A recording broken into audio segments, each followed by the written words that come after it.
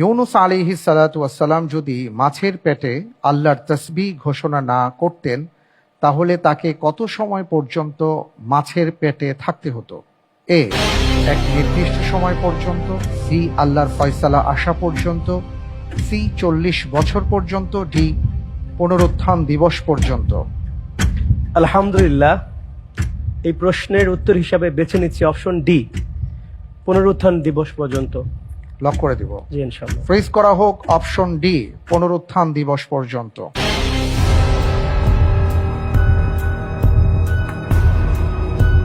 আপনি বলছেন ইউনুস আলাইহিস সালাতু ওয়াসসালাম যদি তাসবিহ পাঠ না করতেন মাছের পেটে থেকে, তাহলে কিয়ামত পর্যন্ত তিনি সেখানেই থাকতেন।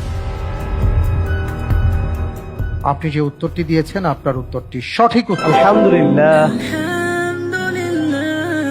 আল্লাহ সুবহানাহু ওয়া তাআলা বলেছেন সূরাতুস সাফফাত আয়াত 143-44-এ, ফালাউলা আন্নাহু কানা মিনাল মুসাব্বিহিন লালাবিসা ফি বাতনিহি ইলা ইয়াউমি ইউবআসুন।